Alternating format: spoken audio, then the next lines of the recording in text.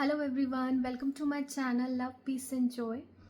So as we all know, कल से श्राद्ध स्टार्ट हो रहे हैं।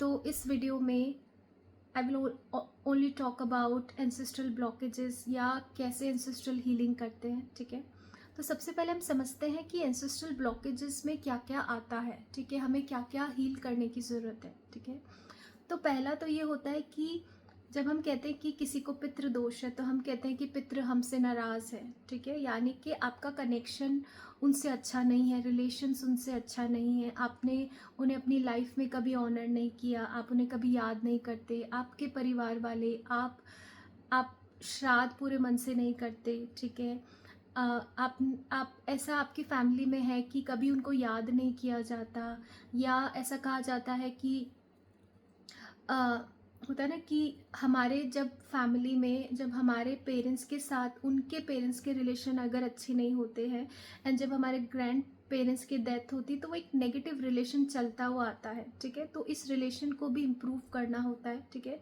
तो सबसे पहले ब्लॉकेजेस होता है कि जब हमारे रिलेशंस उनसे अच्छे नहीं होते, हम कभी उन्हें याद नहीं करते, अच्छे से श्राद्ध नहीं करते, तो पहले तो हमें इस ब्लॉकेज पे काम करना है, उन्हें ऑनर करना है, उनसे फॉरगिवनेस मांगनी है कि अगर आपसे कोई गलती हो गई, आपकी फैमिली से कोई गलती हो गई कि आप उनकी रिस्पेक्ट नहीं कर पाए। ठीक है, तो फर्स्ट तो हमें इस एस्पेक्ट पे काम करना है। ठीक है, नेक्स्ट, जब भी हम स्पिरिचुअल पाथ पे होते हैं या हम ट्विन फ्लेम जर्नी का पार्ट है, जैसे हम एज अ ट्विन फ्लेम अपने बहुत सारे एंसेस्टर्स का अनरिजॉल्व कर्मा लेके आते हैं। ठीक है, तो अगर हम बात करते हैं कि हमारा जो ट्विन फ्लेम है, हमारा जो डीएम है, वो हमें बिट्रे कर रहा है। ठीक है, तो हम कहते हैं कि मैंने क्योंकि कुछ पास्ट लाइफ में किया था, इसलिए वो बिट्रे करके दिखा रहा है, वो मिरर कर रहा है मेरे कर्मा को, बट वो आपके एंसेस्टर्स के कर्मा को भी मिरर करता है। तो it is also important to ask for forgiveness for your ancestors negative Karma.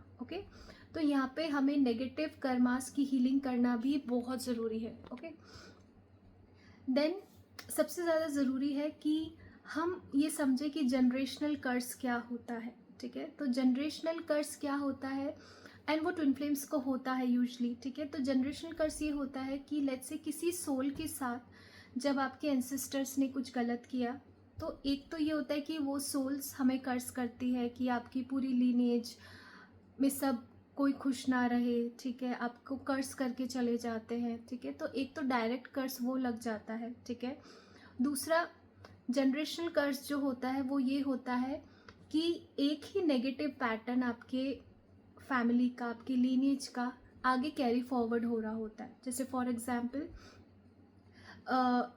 आप ये देख सकते हो कि अगर आपके मैटरनल साइड में जो आपकी फैमिली है या पैटर्नल साइड, सभी लोगों को मनी इश्यूज हैं। ठीक है, और उनका मनी इशू आप भी कैरी कर रहे हो, तो आप कितनी भी हीलिंग कर लो, आप कितना भी हार्डवर्क कर लो, आपको वो एक्सपोनेंशियल ग्रोथ नहीं मिलती। ठीक है, या किसी एक तरफ आपके फैमिली में रिलेशनशिप्स अगर अच्छे नहीं रहे, तो आप भी कुछ नेगेटिव रिलेशनशिप पैटर्न्स अपनी लाइफ में अट्रैक्ट करते हो। ठीक है, तो ये होते हैं जनरेशनल कर्स। ठीक है, और जनरेशनल कर्स ही हमारी लाइफ के नेगेटिव पैटर्न्स होते हैं। लेट्स से फॉर एग्जांपल कि आप ही की फैमिली में बहुत सारे लोगों की कार्डियक अरेस्ट से डेथ हुई है, मतलब आपके पूरे एक एंटायर फैमिली में। ठीक है, बहुत सारे लोगों की, बहुत सारे फैमिली मेम्बर्स की कैंसर से डेथ हुई है, या सब में एक डिजीज़ आगे कैरी फॉरवर्ड हो रही है, तो ये भी जनरेशनल कर्स का पार्ट है। ठीक है, एंड इसको हील करने के लिए हम डीएनए क्लेंजिंग करते हैं। सारा जो नेगेटिव पैटर्न है, सारा जो फियर है, नेगेटिव इमोशंस है, वो सारे हमारे नहीं है, it is also coming from our ancestors. ठीक है, तो इसको हील करने के लिए हमें डीएनए हीलिंग करनी पड़ती है। तो मैं एक मेडिटेशन अपलोड करूँगी डीएनए क्लेंजिंग का, और एक सब्लिमिनल अपलोड करूँगी डीएनए क्लेंजिंग का। तो इट इज़ वेरी इंपॉर्टेंट कि श्राद्ध में आप वो मेडिटेशन करो। ठीक है, एंड इफ़ यू वांट, आप कुछ एनर्जी एक्सचेंज करके मुझसे एंसेस्ट्रल कर्मा का फॉरगिवनेस मेडिटेशन भी ले सकते हो। ठीक है, तो वो मेडिटेशन जब आप करोगे तो आपकी बहुत डीप हीलिंग हो जाएगी। ठीक है, आपका इस मेडिटेशन से क्या होगा, आपका जो एंसेस्टर से जो कनेक्शन है वो स्ट्रॉन्ग होगा। उनके नेगेटिव कर्मास के लिए आप फॉरगिवनेस मांगोगे, तो आप उन कार्मिक जो नेगेटिव कर्मास है उनसे रिलीज हो पाओगे। ठीक है, आप अपने नेगेटिव पैटर्न्स हील कर पाओगे लाइफ के through the DNA cleansing meditation.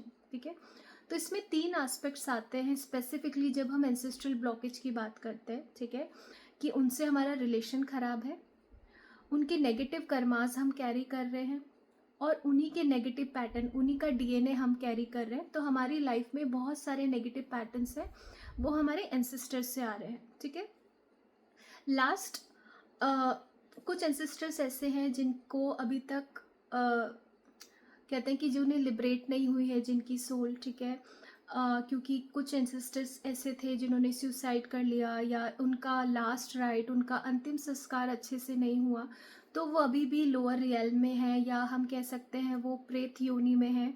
तो ऐसी सोल्स भी हमसे हमारा अटेंशन चाहती हैं कि हम उनको फ्री करवाएं। ठीक है, और जब तक हम नहीं कराते तब तक हमारा एंसेस्ट्रल जो ब्लॉकेज है वो हील नहीं होता। ठीक है, उन्हीं के वजह से हमें नेगेटिव ड्रीम्स आ सकते हैं, ऐसी सोल्स हम पे अटैक भी कर सकती हैं, हमारे ट्विन फ्लेम कनेक्शन को भी ख़राब कर सकती हैं। ठीक है, तो हमें इनके लिए भी काम करना है। एंड कैसे काम करना है, क्या काम करना है, ठीक है, उसके लिए आप मेरी वर्कशॉप ले सकते हो। ठीक है, आप परचेज कर सकते हो, जिसमें सारे रिचुअल्स हैं, पूरी एंसेस्ट्रल हीलिंग मैंने कराई है। ठीक है, तो कुछ ये ऐसे मैंने इश्यूज़ आपको बता दिए जिनको इन श्राद्ध पे आप पे मतलब इन 16 दिनों में आपको इन इश्यूज़ पे काम करना है। फर्स्ट, आपको अपना कनेक्शन हील करना है अपने एंसेस्टर्स के साथ। उनसे आप फॉरगिवनेस मांगेंगे कि आपने कभी उनका ध्यान नहीं रखा, आपकी फैमिली ने कभी उनका ध्यान नहीं रखा। ठीक है, फिर आप भगवान से उनके नेगेटिव कर्मास के लिए फॉरगिवनेस मांगेंगे। ठीक है, फिर आप डीएनए क्लेंजिंग मेडिटेशन करेंगे, जिससे आपके डीएनए में जो एंसेस्टर्स के नेगेटिव पैटर्न्स है, नेगेटिव इमोशंस हैं, वो सब हील हो जाएंगे। ठीक है, so this is all about ancestral healing. I hope this video will help you. So I will see you in the next video.